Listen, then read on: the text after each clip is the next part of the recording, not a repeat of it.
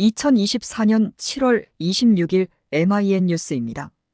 2022년 11월 29일 서울특별시 송파구 잠실에 있는 롯데호텔에서 제1회 한마이너스 사우디 주택협력 포럼이 개최됐다.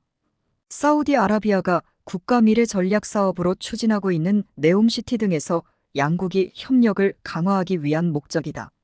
삼성그룹, SK그룹, 현대차그룹, CJ그룹, 한화그룹 등과 함께 두산그룹도 해당 프로젝트에 관심을 표명하고 있다.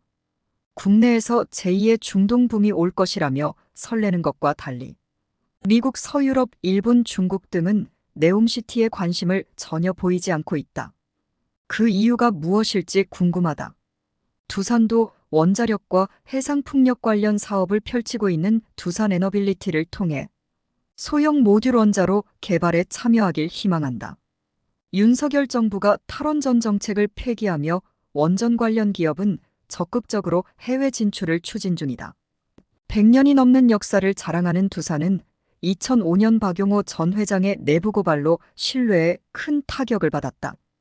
골육상쟁의 상속 분쟁을 겪는 다른 재벌과 달리 형제 경영을 장점으로 내세웠던 두산이라 일반인조차 배경에 대해 궁금증을 가졌다.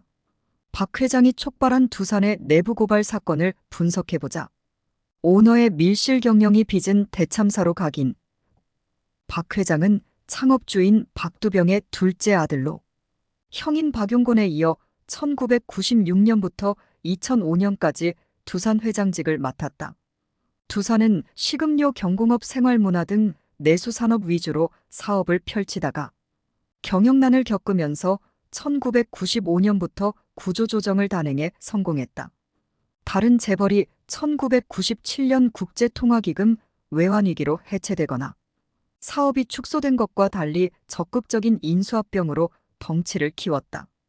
박 회장은 두산을 중공업 중심의 수출기업으로 전환시켰다는 평가를 받았다.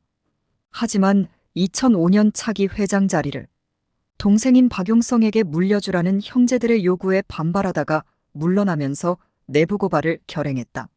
내부 고발의 진행 과정은 다음과 같다. 2005년 7월 17일 박용호를 제외한 박용곤, 박용성, 박용만 등은 가족회의를 개최해 그룹 회장을 박용호에서 박용성으로 바꾸기로 결정했다. 박 회장은 반발하다가 회장직을 내놓는 조건으로 두산산업개발의 계열 분리를 요구했지만 묵살을 당했다고 주장했다. 형인 박용곤으로부터 두산을 물려받을 당시 엉망이었던 경영을 정상화시킨 공로를 인정해 달라는 것이었다.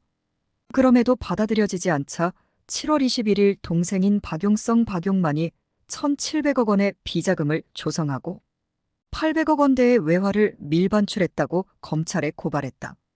박 회장의 내부 고발이 터지자 두산은 일단 내부 고발자를 사회로부터 격리하는 조치로 대응했다. 내부 고발이 언론에 밝혀진 당일 박용곤이 가족회의를 주재해 박 회장을 반역자로 규정하고 가족에서 퇴출시키겠다고 발표했다. 두산이 오너 가문의 왕국도 아닐 뿐만 아니라 왕조시대도 아닌데 가족을 반역자로 규정하는 것 자체가 시대착오적인 발상이었다. 박 회장은 배신자라는 비판을 받자 자신이 대표이사로 재직하던 두산산업개발이 2,700억 원대의 분식회계를 저질렀다고 폭로했다. 흙탕물 싸움이 진행되며 여론이 악화되자 결국 회장직을 물려받았던 박용성은 그룹 회장과 대한상공회의소 회장, 박용만은 그룹 부회장에서 각각 퇴진했다. 마지막으로 형제 간의 갈등은 언론에 대서특필되고 참여연대와 같은 시민단체까지 관여하면서 수사기관도 외면할 수 없었다. 검찰이 수사한 결과를 보면 오너 일가는 258억 원을 횡령하고 2,838억 원 규모의 분식회계 및 비자금을 조성했다. 박 회장과 박용성은 각각 징역 3년에 집행유예 5년과 벌금 80억 원, 박용만은 징역 3년에 집행유예 4년과 벌금 40억 원을 선고받았다. 박용성과 박용만은 2007년 2월 노무현정부로부터 특별사면을 받았다. 오히려 대기업의 치부를 드러내 처벌을 받게 함으로써 사회정의를 실천한 박 회장은 특별사면에서 빠지는 아이러니한 상황이 발생했다. 사법 카르텔은 로비로 수사기관 무력화, 두산의 장자인 박용곤이 박 회장을 반역자로 규정한 것과 달리 시민단체는 내부 고발자로 지칭했다. 공정거래위원회의 자료에 따르면 2004년 말 기준 두산 오너 일가가 가진 지분은 4.95%에 불과했다. 2005년 7월 기준 계열사 직원만 2만 1,000명이 넘는 대기업이 몇몇 오너 가족이 밀실에서 회장을 결정했다는 것 자체가 충격적이었다. 박 회장의 내부 고발이 사회에 준 교훈도 여러 가지다. 첫째, 창업자의 아들들이 돌아가며 경영을 맡는다는 이른바 형제 경영이 바람직하지 않다는 점이다. 경영 능력이 검증되지 않은 자녀에게도 경영의 기회를 공평하게 준다는 측면에서 상속 분쟁을 피하는 데 도움이 된다. 하지만 부실 경영의 위험은 피할 수 없다. 형제 경영을 전통으로 세우고 싶었던 금호그룹도 2010년 형제 이난을 겪으며 분열됐다. 형제 간의 갈등으로 그룹이 우왕좌왕했던 것은 삼성그룹, 현대그룹, 효성그룹, 한진그룹, 롯데그룹, 대성그룹 등도 예외가 아니었다. 현대그룹도 창업자인 정주영이 다섯째 아들인 정몽원에게 그룹을 넘겨주자 다른 아들들이 반발한 왕자이난이 일어나며 사분오열됐다.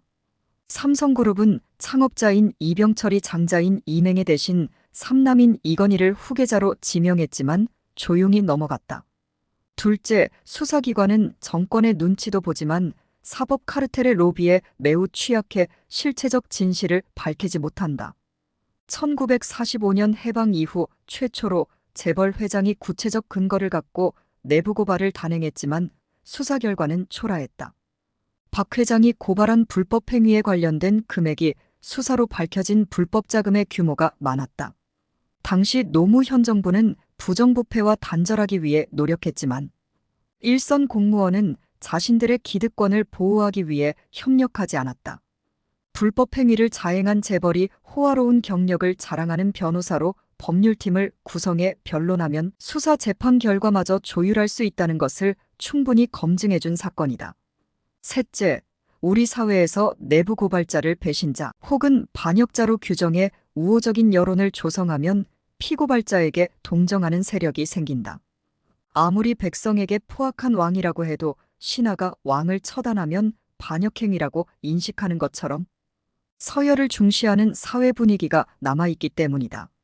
박 회장도 정의사회를 구현하기 위해 내부 고발을 결행한 것은 아니지만 재벌의 불법 행위와 불법 비자금 조성을 막는데 크게 기여한 것은 부정하기 어렵다. 그럼에도 형제를 고발한 사람이라고 비난만 하는 것은 바람직하지 않다. 공정사회를 외치는 MZ세대가 새로운 시대의 주인으로 자리매김해 국가 발전을 이루도록 사회 전체가 바뀌어야 한다. 계속. 오늘도 즐겁고 행복한 하루 보내시기 바라며 구독과 좋아요 부탁드립니다.